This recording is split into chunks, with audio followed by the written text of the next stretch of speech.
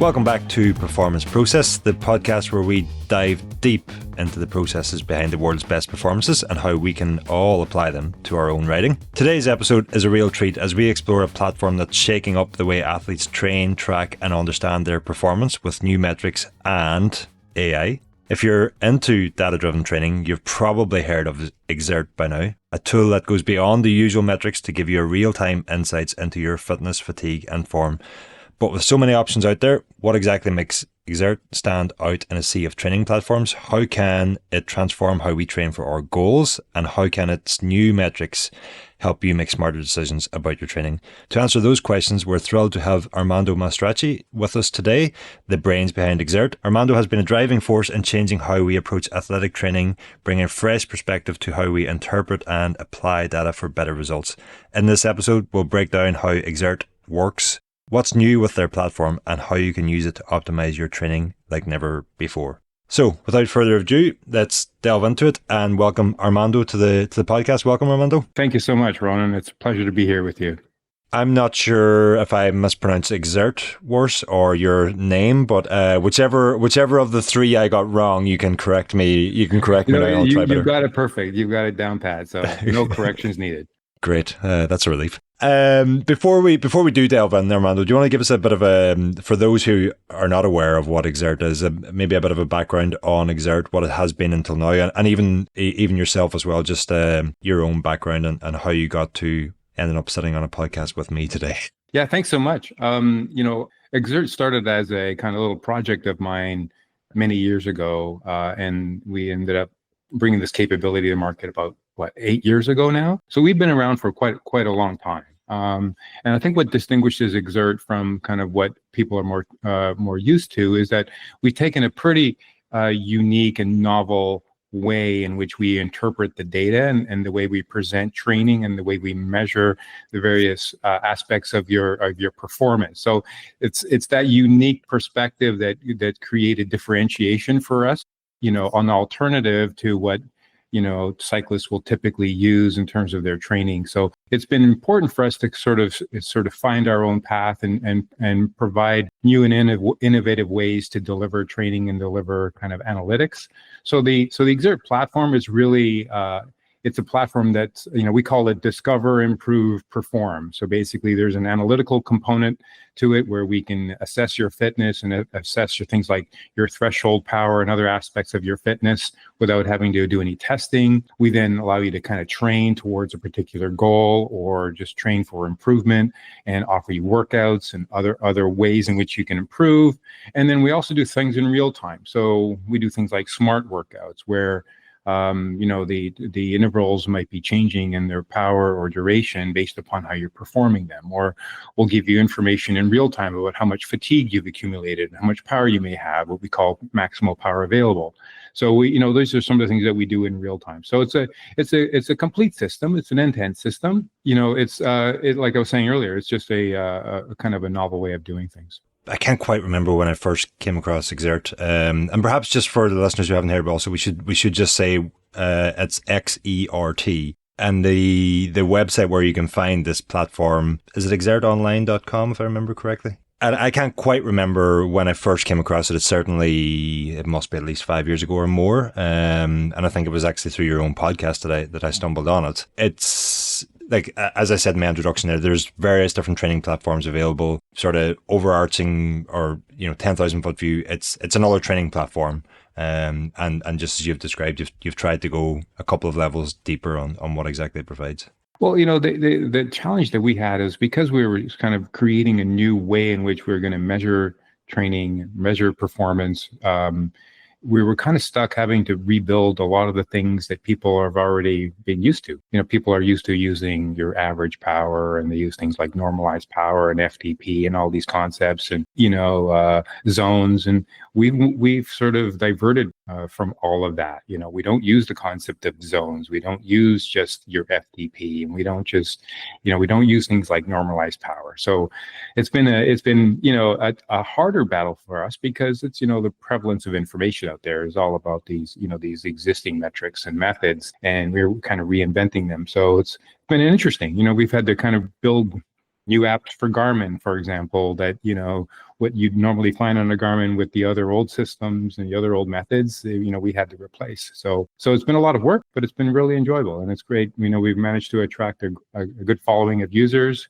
who really like our methods, and they continue to fund our business on a month-to-month basis. So, knock on wood, we've been very lucky. Yeah, I think I can definitely relate to that there for myself, especially having come from other platforms and grown up with other platforms. The sort of the terminology, the lingo, the different metrics and that are sort of what makes sense. And when I first went to Xert, I was like, what does this mean? What are these about? And that's sort of an excuse for what I'm about to say, because one of the things we're here to talk about today is what I might have referred to as a performance management chart. You've got a different term for it. We'll get to the multi-dimensional impulse response model and in a little bit. We're also here to talk about race AI today, and we're going to talk about and I want to start with this one because you've just mentioned a few terms that you've sort of busted on Xert, and the one you're out to kill now is watts per kilo. Maybe you might just kick us off by telling me why you believe the end is nigh for watts per kilo. It was something that we were sort of bumping into as we were trying to accomplish what we wanted to do with the platform, in the sense that we wanted to, like, people were saying, well,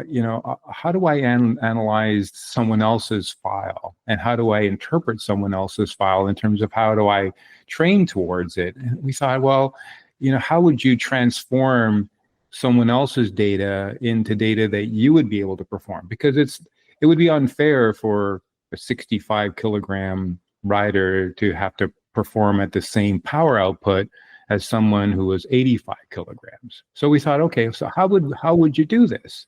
So we thought, let's just convert everything to watts per kilo and everything should work. Well, it doesn't. So we sort of ran into this kind of concept of kind of how does power equate from one athlete to another at different weights, okay? Mm-hmm. And so when you ask yourself that question, you end up with, okay, we need a physical model, right? So what's the physical model that allows you and I? So if I'm 85 and you're 70, and we're climbing a hill, how do we know how much power we each need to produce to stay beside each other? How much we each need to do is a function of the gradient itself. Okay, so once the gradient goes straight up, then it's like watts per kilo. Mm-hmm. Okay, and there's a tipping point for that, isn't there? Well, it's curvilinear in the way we've defined it. So it's like once you get to about 8 or 9%, mm-hmm. then it's pretty much watts per kilo, right? Okay. But then once you start when you move on flat ground, then it's not watts per kilo.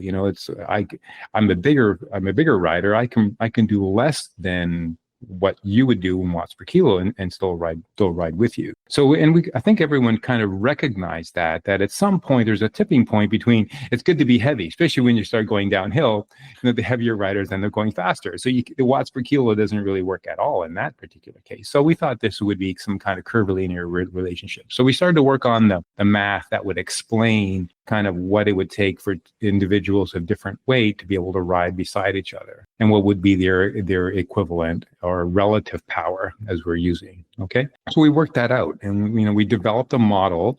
There were some existing models already on the internet, so I'm sure many of your viewers or your listeners would be familiar with like bikecalculator.com. You go in there and you put in your weight, and you put in the gradient, and you play around with that, and you're like, oh, this is really cool. So this is what this power is for that. And so in principle, we took the concepts that were inside the bike calculator. I think we improved upon them a little bit, because we had to, because there were some anomalies that we had seen. But then we codified them in a way where you can then create the equivalency, right? So if you're at 70 kilograms, and then you're riding on a 3% grade, what would be the equivalent power, the relative power of a heavier rider, an 85 kilogram rider? So that's kind of the math that we kind of worked out. And the way we did this is, it's a way to characterize what the weight has in terms of how your weight affects your power output. Okay, when we created this concept called a kilogram exponent. Mm-hmm. Okay. So we can get into, I start drawing charts and all this. So it gets kind of complex, but in principle, what it does is allows us to transform that data between one athlete to another. We might just break down what is the kilogram exponent just a little bit more for anybody who, like, you've written fairly detailed blogs on the Xert website, so it might just still be worth delving into that now also. Yeah. So if you think about watts per kilo, and then watts. So watts is sort of like watts, if you look at exponents, watts per kilo to the power of 0. That's kind of the mathematical interpretation. It might be a little bit foreign to those who aren't familiar with math, but it's a way to say, okay, watts is just watts per kilo to the exponent of 0, and watts per kilo is watts per kilo to the exponent of 1. So we looked at this exponent as a way to characterize kind of the gradient effect of how your weight will get impacted, how your power will get impacted by your weight.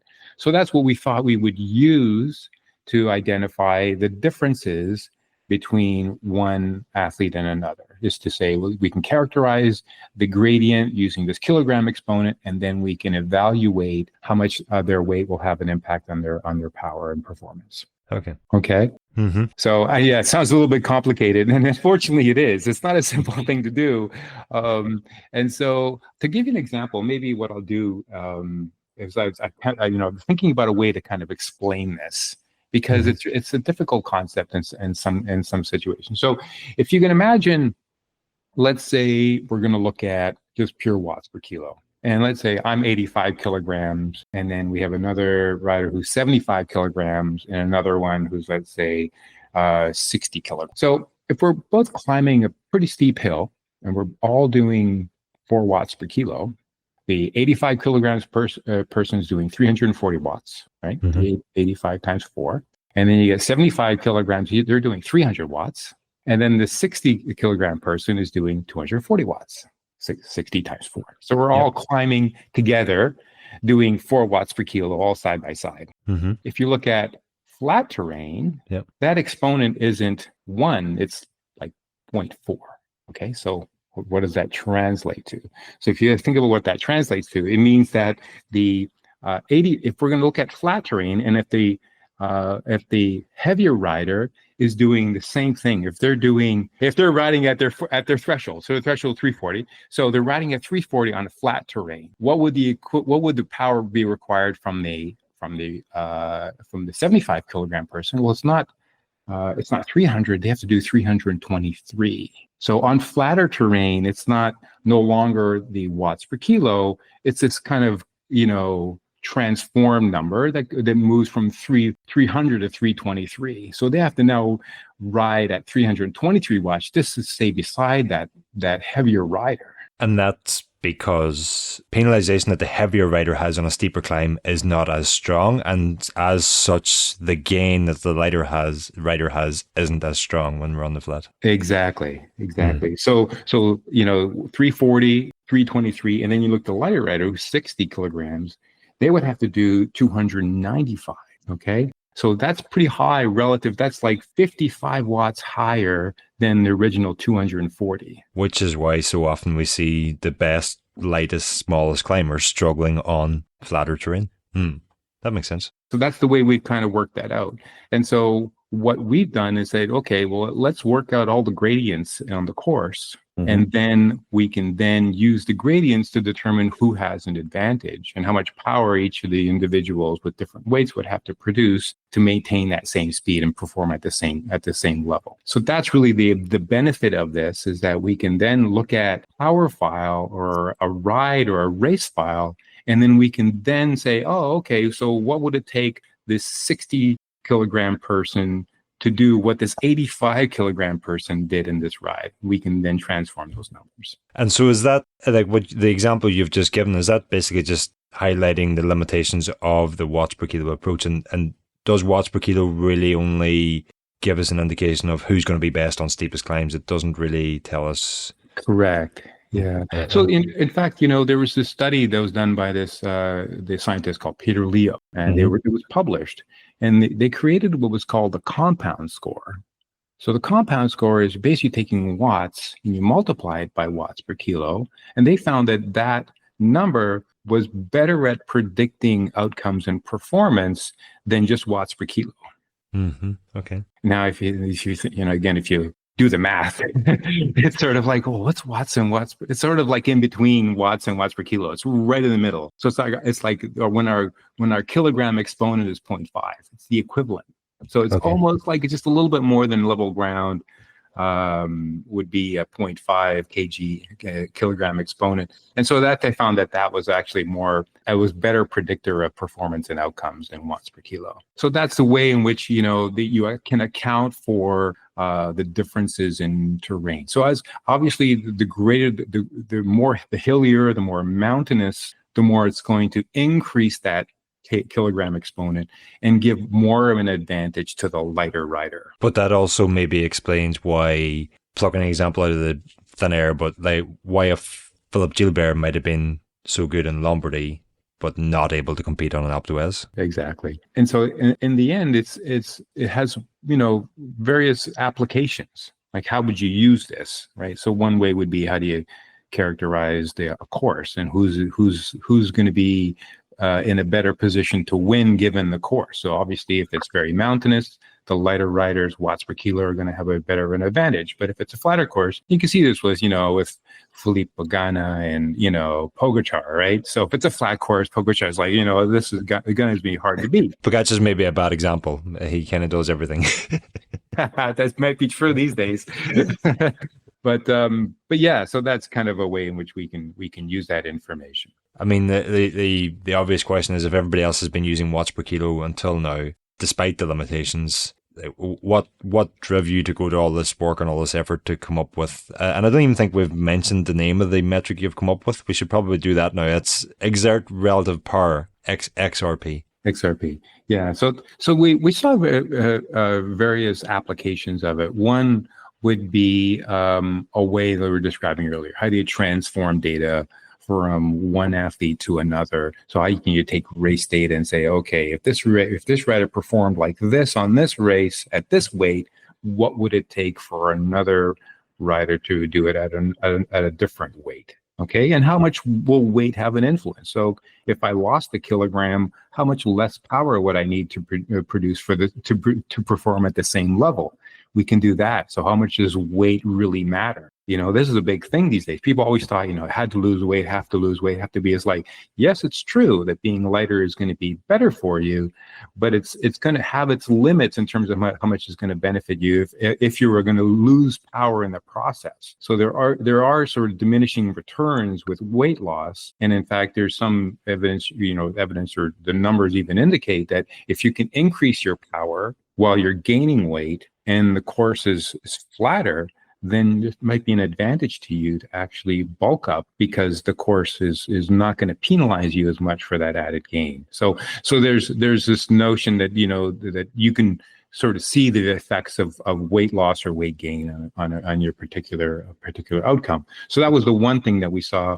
The other one was really interesting because we sort of taken generalized numbers for like CDA and rolling resistance and things like that. So, and everyone has, different racecraft as well. So if you can look at a person's relative power, you compare two athletes, you say, okay, now, the 85 against the 75, if I just compare their power, 85 kilogram rider is going to produce more power. So that's, how do we know who raced better? How do we know? So if you look at relative power, so now you convert them both into numbers that are the same. Now you can say, well, the rider with the least power has an advantage. So it's the one situation where you want to look for a lower number. Like when you have a lower relative power, it means that you're either more aero, you're riding in a better position, you're staying out of the wind more often, you're drafting better, because ultimately that relative power is going to be lower. And it's not lower because you're lighter, it's lower because you're just racing better, okay, or you're in a better position. So it's a way to characterize which rider might be in a more aerodynamic bike, or have a better kit, or just being racing more intelligently. You can then compare two riders that way. So this has kind of tripped me up a little bit as I've been researching this episode, and the XRP number will be a number like we recognize as it won't be a 4.5, like a watts per kilo, it's going to be like a 275 or a 300 or something like that. It's going to be like a wattage number, hence why it's called power. And the lower the better. It's kind of like a golf score. The lower the better. Is it then a minimum requirement to do this performance? Is that one way to look at it? Or how does it account for, like, I want to take a time trial example where racecraft, apart from like being better through corners and turns and stuff like that, but slipstreaming isn't an option, racecraft isn't really an option. How does it work? Or is it basically like a minimum power required, or is it going to show the potential of an athlete? Obviously, the more power you have, the faster you ride. So more power is better. So even on a relative power basis, if you're just doing this solo, then you want more power. Even higher relative power makes more sense. But on a relative power basis, when you're comparing, right, when you're comparing two riders, then if we're both riding together, we're in the same group, we rode the same race, and I did the race at 30 watts less than you did, then I did something better than you. Like I was just better at riding. So either my bike was more aero, my kit was more aero, I stayed out of the draft. There's something that allowed me to race the same level that you did with less work and less wattage. So the relative power allows a way for two athletes of different weights. Then now if we're both the same weight, we can just compare our power. That's easy. But if we're different weight, then it's not fair. The lighter person is generally going to do less wattage. So how do you then, normalize them into a number that can be compared? That's kind of what the relative power does. You see, I'm kind of looking at it and saying, right, if we've decided or if we've determined that to win on this climb, a rider needs 7 watts per kilo. And that then becomes the target for that rider to achieve to be in position to win that race. And if I'm looking at XRP, I'm trying to say, well, is it something we're targeting to know that this rider's capable, or is it this is what's required to win, and you can get there either by racing better, by being more aero, by having more power, being lighter, or really a combination of everything? Yeah, so that's a little trickier, because if you're going to say, well, this is the performance that's needed, how much power would someone need to perform to produce that same performance from a physical standpoint. So one of the things that's about relative power that we're not able to do is to say, well, okay, so I've trained so that I can produce the same relative power that you did for a given race. Does that mean I'm going to finish with the same result? Well, no, because there's all these other factors involved, right? So, there's how aero were you? Maybe you were just more aerodynamic, which means that I have to produce more power to go as fast as you did, because I don't have the same aerodynamic properties. That could highlight, you might be able to see that because the relative numbers might be different. But when we look at your data and then we use it for comparison purposes, we don't necessarily have all that information. Right. So we just presume that if you're able to produce that power and I'm able to produce the same amount of power at my weight, well, then I'm going to be just as prepared as you were for that race. And conceivably, I should be able to perform just as well. So we make that presumption because, you can certainly say, well, okay, I'm going to have to get the same bike that, Ronan has. I'm going to have to wear the same kit that he did. I'm going to have to kind of race the same way he did. And then I can get the same power numbers. That still may not get you the Everesting, world record. But, at least I will know, if this is what it took him to do it, maybe if I got to the same level, at least I would have that same possibility. Then it boils down into these other factors. Setting myself aside, I'm kind of wondering if next year, skipping forward to next season, let's assume Pogacar dominates the Tour de France again and does some remarkable climbing performances. I'm going to assume, considering that they are climbing performances, we're going to still be talking watts per kilo on those. For the other stages that are maybe more undulating, or take a spring classic, for example, a Mathieu van der Poel at Paris-Roubaix, is that where XRP might give us mere mortals like an indication this is how insane these performances are? Can it be used in that way? Yes, maybe not in comparison, but I guess you could. I'm trying to think through how you would apply it in that scenario. Because one of the things that we use the XRP for is to say, okay, well, what is the overall effect of the terrain, right? So what is the overall exponent? Is it a 1? Okay, this is just pure watts per kilo. Then the answer would say, well, then it's very close to 1, right? If it's a flat course, well, then it's 0.4. So we get a characterization of the course. But then, okay, well, what power do we need? Is it, and this is where some other aspects of Xert can come in. Okay, so this is where we talk about things like our focus and is it a 4-minute 4-minute power course, or is it a 6-minute power course? What aspect of your fitness is really going to be tested, right, in this particular course? And that's a different sort of way of interpreting the data. So this is one other thing that Xert would do. You say, okay, I'm going to transform it, but in the end, what did Van der Poel have to do to win? Okay, what part of his power curve was stressed the most? And then you can then evaluate. So you would basically say, okay, so here is the kilogram exponent. This is how flat it was or how hilly it was, and you get a characterization of that. And then you'd say, oh, okay, well, because this required these 3-minute climbs, and he's just so strong at climbing 3-minute climbs, 3-minute all-out power is higher than everyone else's. Then you would say, oh, okay, so this 3-minute power combined with this terrain is really what makes Van der Poel, the winner, or having the fitness to really beat the competition. So I think that's the way you would potentially use it. You would say, okay, now Van der Poel is probably 75 kilograms, so his relative power would be the same. So I think he's pretty close to 70. He might be a little heavier than 75, I think. I'm not sure of his weight off the top of my head, but he's at least 75, I would say, yeah. Yeah. So we'd be able to say, well, okay, so we take his 3-minute power, and you say, what was his 3-minute power? It's like 600 watts. Yeah, I mean, again, probably at least. So that's the way you would say it. Okay, so for this course, right, it's 600 watts relative power that's going to win it. Okay. So that would be one way to, and in fact, that description is something we want to add to the system. We don't have that just yet.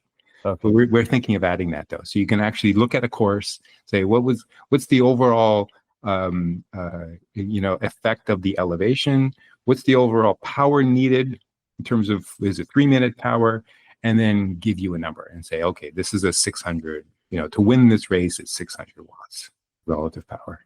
You mentioned a couple of sort of applications there for XRT. Group ride analysis, we've already sort of covered that. You could assess basically just how good a rider is in a group, which is, I think that's, if we're talking about our own riding in groups, that's something we could discuss at the coffee shop afterwards. But if I think about talent identification for teams and federations and that, the lower, if you had a group of riders doing a race and the rider coming back with the lowest score, or the lowest XRP, could be an indication actually these guys are pretty good in the bunch or whatever. Racecraft very high. You could also use it to, I'm assuming, assess things like how aerodynamic a rider is, or we all lust over their bikes, so we're using it today. And people come back and they just bought this new aero bike, and their numbers are all lower.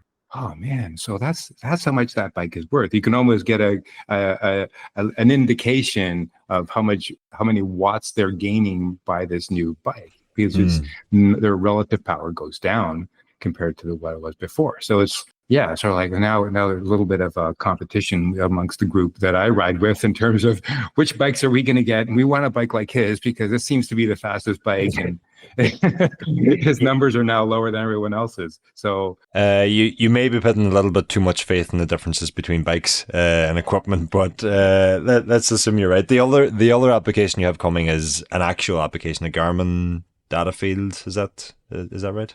Yeah, so we're going to put the relative power into a Garmin data field, because we were thinking it would be an interesting metric to kind of to use both in real time. Again, it's mostly for a comparative, I think, when you're riding with others, and I think it'd be particularly useful for teams, for example. So you may say within the team that okay, here's our target relative power for this part of the course, and this is what we're going to try and target on this hill. And so rather than using, a watts per kilo as a target or a wattage, you can then start to use this concept of relative power in a more generic way in terms of how you're going to start to strategize over what the course tactics might be for the particular team.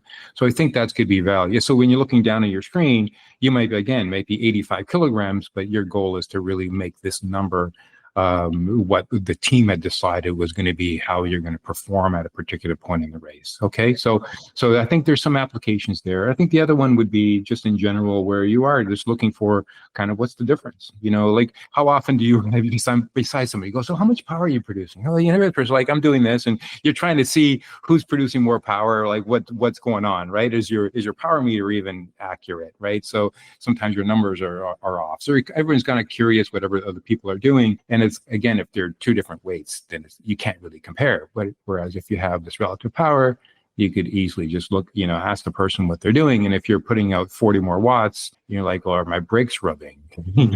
Maybe I shouldn't wear this jacket. This is it's flapping too much in the wind. It's costing me 40 watts. So you'll be able to do stuff like that. The other application, or the final application you have listed on your blog, is Race AI. We're going to come back to that in a second because that's absolutely fascinating. Before we delve into that, though, like I do have to ask, everything we've just heard about XRP and how it's more correlates better when on flatter terrain than watts per kilo will. I'm kind of wondering, though, if actually a metric like watts per CDA or something might actually be, or watts per meter squared, an aero measure, might actually be better on flat, because I'm thinking, correct me if I'm wrong, but I'm thinking all it would sort of take for someone to break their XRP number is to get into a much more aerodynamic position, which obviously is going to lower the score, which is all part of it. But the example you've just given of two riders being side by side, if one is in a flappy jersey and a low profile rim and a round true bike versus a guy beside them or the girl beside them with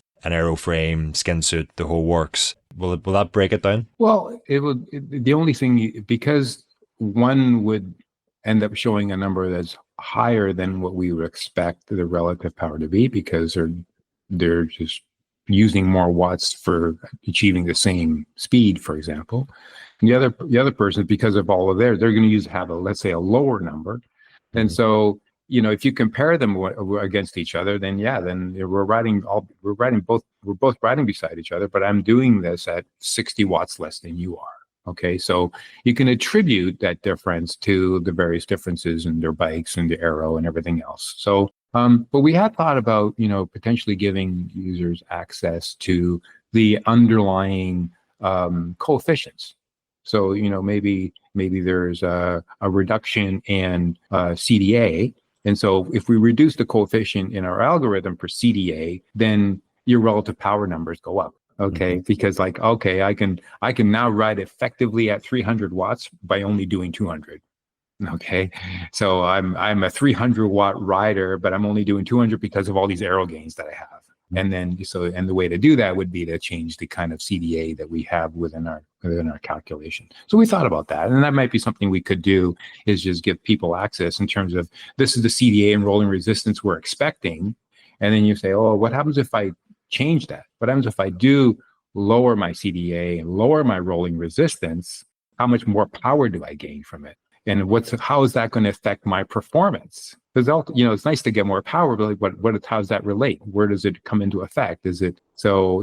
Obviously, if you're at speed, then the CDA is going to have a greater effect than if you're climbing a steep hill. So so things like that. So we thought about that. We thought about maybe making those numbers available, because then again, it would be fun to play with I'm sure for a lot of people. It's just like out of curiosity, what would happen if I did this and if I did that. But so that could be a possibility in the future for sure.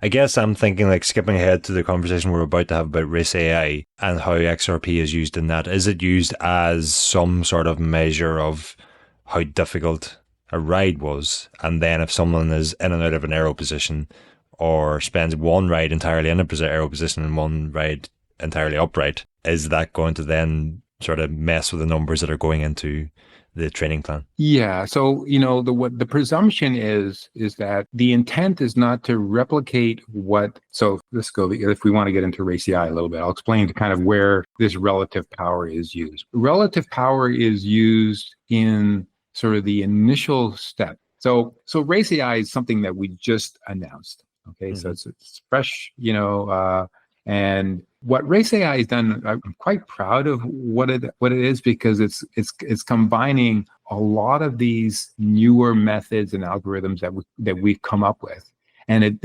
we've combined them all into one unified kind of a system, right? One unified way of using all of these algorithms. So Race AI, for example, what it allows you to do, if I say I want to achieve an outcome, okay? What's the outcome that I want to achieve? Well, okay, I want to win this race, okay? Or I want to finish in the top 50. I want to be able to ride in a particular group ride. So, in the past, you would say, well, maybe my FTP needs to go up by 20 watts. That's the way you would characterize a particular goal, but you don't really know if that's going to be enough. You don't, is that going to win the race? Well, maybe not. It's hard, it's just more of a goal in the sense of just trying to increase your numbers, but you don't really know whether that goal is actually going to achieve the outcome that you're looking for. Is it going to allow me to keep up with my group, with my Saturday club ride? Right? Is it going to allow me to win that race? Am I going to have enough power to compete? So that's kind of where we took what we did. We said, okay, let's take an existing ride. Okay. So data that somebody's performed, let's say, and they podiumed with this particular ride. And that they were at 60 kilograms when they did this. So you look at the power numbers, you go, okay, I'm 85. This is going to be easy. Well, no, we're going to transform them. So we'll take the power data, elevation data, rider weight, and then we convert it. Okay. So that's where the relative power. Now we don't factor in, do we know what their CDA was, and, can we modify that? That would be in an advanced step. But the initial step is just to say, okay, how much power on a relative basis would me at 85 kilograms, what I need to do to produce get the same output, the same speed as the person who podiumed at 60 kilograms. That's where relative power comes into play. So we're now, rather than me trying to produce the amount of power that was in the original file, it's transformed into power that an 85 kilogram person would need to do. Because presumably, again, there's just a lot of assumptions here. Presumably, if I'm able to produce the same power that the person at 60 kilograms did to podium, then technically I should have the same fitness as they did to achieve the same result. Conceivably. Now, obviously, racecraft aside and all the other variables aside, at least I have a way in which I can characterize my fitness where it needs to reach, right? Not just my FTP, but all of the other aspects of fitness that are needed to achieve a particular result. And it's not just obviously FTP. I think we all know that there's many other variables involved, but it allows me to train towards that. Okay, so now I say, okay, I know the power I need to achieve. That becomes the outcome I want to achieve. How do I train towards that? So that's what Race AI does. Basically says, I can take someone else's, outcome and data, right? Or even my historical data, like you did, when you first tied it up. It says, okay, I was really strong back then when I did this. How do I get back there again? You know? And so since I'm sure people are going to be a lot of people are going to be doing that, right? So how do you, how do I need to train to achieve the power requirements for a given result? And again, if we go back to the conversation we just had, I guess it's, if you just want to do a hill climb time trial on a steep climb, watts per kilo will be enough. But if you're looking to target an event that isn't just one time up one climb, and maybe requires a certain level of durability and a certain level of fueling and a certain level of high intensity energy and a certain level of peak power, and to be able to win the sprint, and a threshold that can get you there fresh enough to win that sprint, and all those things combined, that's what that's where previously, where we're talking about adding 20 watts to my FTP, it's such a basic, a difficult goal to achieve, but such a basic way to approach a problem like I want to win this race. Whereas this is like a more than one step, several steps deeper into how do I get myself to the point where this person who has won this race previously, I'm at the same performance level as they are. Exactly. So and that's really where Race AI sort of takes the requirements that say, here's the race, and I need to achieve that race. What is it going to take? And that's where the other analysis that we have comes into play. So we have this concept called MPA analysis. You can evaluate if my fitness is a certain level and I have certain called it the fitness signature, which is your threshold, your peak power, and what we call high intensity energy. It's the way we characterize how strong an athlete is. What numbers do they need to be at for me to perform at that same level? So we can reevaluate the requirements of the race and to determine, well, where do these numbers need to be? How high does my threshold need to be? Is there a 1500 watt sprint near the end? And that means I have to really work on my sprint power, right? Is there this, 3-minute climb that, I need to keep up with my local Vanderpool, right? Because his 3-minute power is like through the roof. And right. So I'm going to have to do the same if I'm going to want to keep up with them. So it identifies all that in the race data and then allows you to kind of determine what other aspects you need to improve to be able to achieve that outcome. So it's not just about, do I have to just improve my 3-minute power? Because, there's a certain power requirement, right? There is, well, how often do I need to do this climb? Is it just once? Is it a hill climb? Or is it, are we doing it 10 times in a race? In which case the concept of durability comes into play. And we can talk a little bit more about durability in terms of how that affects. So it's not just doing it once. You may need to do it multiple times. In terms of, how much fueling am I going to need to sustain the effort? So there's another factor we threw in there. It's like, well, you're going to have to consume more than 120 grams of carbohydrate. Like how much carbohydrates are you going to burn? So we can give you an estimate of kind of like the actual fueling requirement, and it is something that you can achieve. And then the last metric we threw in there was what we call a toughness score, which is really how deep do you have to go to be able to stay with that lead group. Let's just say that there's going to be a race winning, break effort. And that's really going to distinguish those that can really dig deep and suffer compared to someone else that isn't able to achieve that level. So we looked at those really, so if you break it down, there's really 5 aspects, right? There is how much power they got to produce. What's my weight? Versus the previous writer or your previous file. Correct, right? Mm-hmm. Previous file. What's my weight? So if you think, okay, I'm heavy. If I lose a couple of kilograms, that's going to lower the requirement in terms of the power I need to produce. Okay, so how does weight affect the outcome? What's the durability needed? We use a term called event readiness for durability, and that's really a reflection of what's the volume of strain that you're going to experience. Is it a really long course? Is it 8 hours?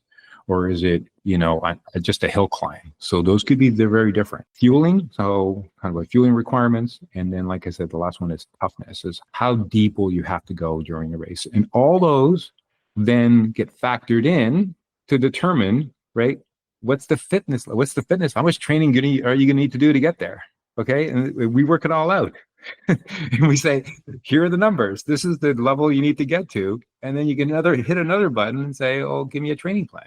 And we'll give you a training plan to get there. The listeners might be listening to this and going, well, I could just put in Tadej Pogacar's file if I had it and work out a training plan to get there. But that's not really possible. It will tell you that. Yes. It will tell you that. You go in, there's this little assess button. You can hit the little assess button and it'll come back. Sorry, you can't get there. It's not, at least not within the available time, that you have you're in a day to train. So there are limits to what you can actually achieve. Okay, folks, that's where we're cutting off the free version of this podcast this week. Just a reminder, if you head over to escapecollective.com/member, you can sign up now and you can get the entire podcast uninterrupted. You'll not have me butting in to cut you off or to remind you that you're not yet a member. And in doing so, you will be helping to ensure this podcast continues for many more episodes and months and years to come. So head over escapecollective.com/member now to sign up to Escape Collective and to get the entire episode of Performance Process, along with all of the other podcasts and written content that we publish on our website.